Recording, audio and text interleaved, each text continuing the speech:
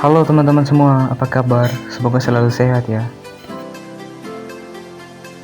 Tahukah kamu bahwa makhluk hidup terdiri atas manusia, hewan, dan tumbuhan? Ia memiliki ciri tertentu, persamaan, dan perbedaan dengan makhluk hidup yang lainnya. Makhluk hidup sangat beraneka ragam, sehingga membuat kita sulit untuk mempelajarinya.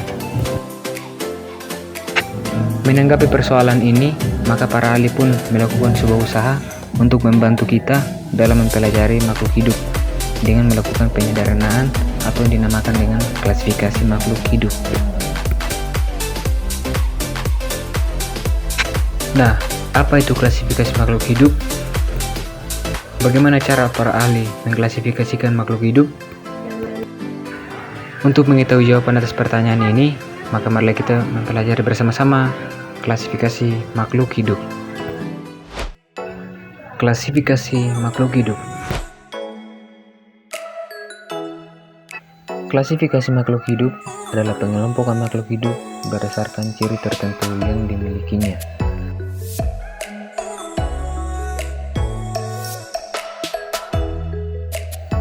Organisme-organisme yang memiliki persamaan tertentu akan dimasukkan ke dalam satu kelompok tersendiri.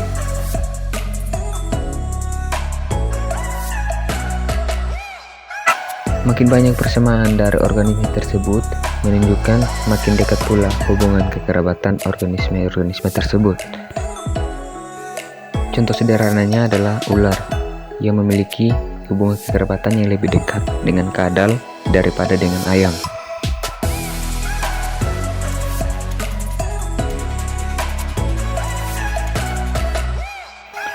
Untuk diketahui bersama, terdapat beberapa dasar yang digunakan dalam klasifikasi makhluk hidup, antara lain dasar berdasarkan ciri fisik, bentuk tubuh atau morfologinya, cara bereproduksi, kemudian manfaatnya.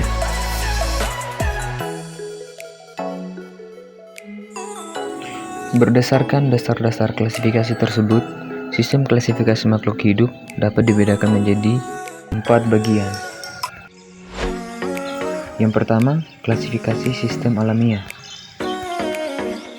Klasifikasi ini adalah untuk membentuk takson-takson atau tingkatan makhluk hidup yang bersifat alami atau sesuai kehendak alam. Contohnya adalah klasifikasi tumbuhan pohon, misalnya beringin, mangga, jeruk, dan kelapa.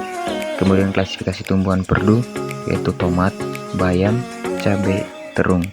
Kemudian contoh klasifikasi semak, yaitu rumput dan jahe. Yang kedua adalah klasifikasi sistem buatan atau artifisial. Klasifikasi sistem artifisial adalah klasifikasi untuk tujuan praktis, misalnya berdasarkan kegunaannya. Contohnya adalah klasifikasi tanaman makanan pokok yang terdiri atas padi, jagung, gandum, dan ubi. Selain itu, contoh klasifikasi tanaman sayuran misalnya bayam, kangkung, kacang panjang, kol. Kemudian klasifikasi tanaman buah-buahan misalnya jeruk, salak, pepaya, apel, dan lain sebagainya. Yang berikut adalah klasifikasi sistem filogenetik. Klasifikasi ini didasarkan pada jauh dekatnya hubungan kekerabatan antar organisme atau kelompok organisme dengan melihat persamaan ciri morfologi, struktur anatomi, fisiologi, dan etologi atau perilakunya. Yang berikut adalah tingkatan takson dalam klasifikasi makhluk hidup. Yang pertama adalah kingdom atau kerajaan. Kingdom merupakan tingkatan takson tertinggi dengan jumlah anggota takson terbesar. Organisme di bumi dikelompokkan menjadi beberapa kingdom, antara lain kingdom animalia atau hewan, kingdom plantae atau tumbuhan, kingdom fungi, jamur, kingdom monera, organisme uniseluler tanpa nukleus, dan kingdom protista, eukariotik yang memiliki jaringan sederhana. Yang kedua, filum atau divisio. Filum digunakan untuk takson hewan, sedangkan divisi digunakan untuk takson tumbuhan. Beberapa filum antara lain filum chordata memiliki motochorda saat embrio, filum echinodermata hewan berkulit duri, dan filum platyhelminthes atau cacing pipi.